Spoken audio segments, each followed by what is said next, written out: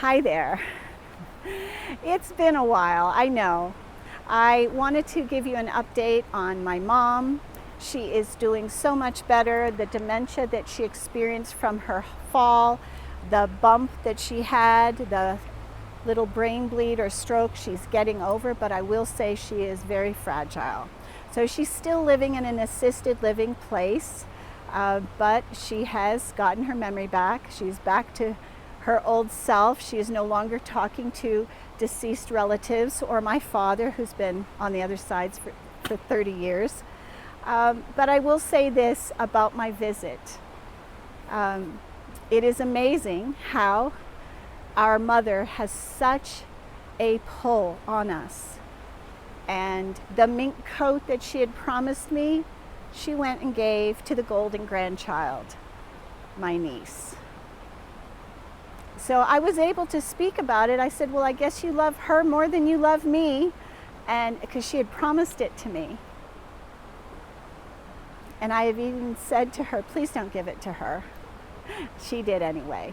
So here's the thing about a narcissistic parent. They never change. There will always be that, even in the end of life. They're still who they were their entire lifetime. Now, my mother, when she was in that demented state, was soft and sweet and childlike. So different, connected to her soul.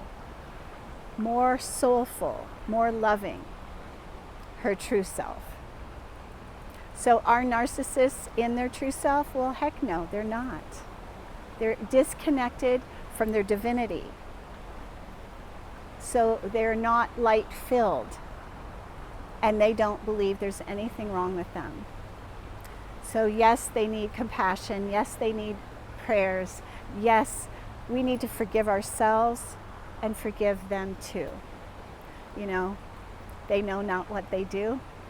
They really don't. They have no idea of the impact that they create in our world and in our lives. So having compassion for you first, letting go of all the judgment, and loving yourself fearlessly is the way to go. So I'm going to attach to this newsletter a couple of videos of my mom, where she was when I visited her. And for nearly 101, she looks pretty darn good.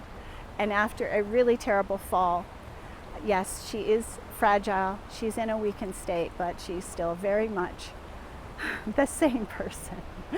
So I'm sending you lots of love, and you know, you are loved, you are good enough, and believe in yourself. We need to believe in ourselves, because if we don't, we're powerless. So we have to believe in our power, believe in our value, believe that we are good enough, and believe that we are loved. We are never disconnected from the divine in our personal divinity. It is always present, always there.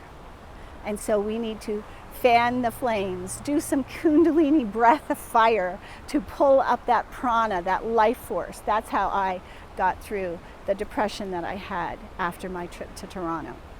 Just like that, kundalini breath work. So if you're interested in that, I will be doing a class very soon. Sending you lots of love. Happy June. Happy summer solstice. It's coming very quickly. Lots of love.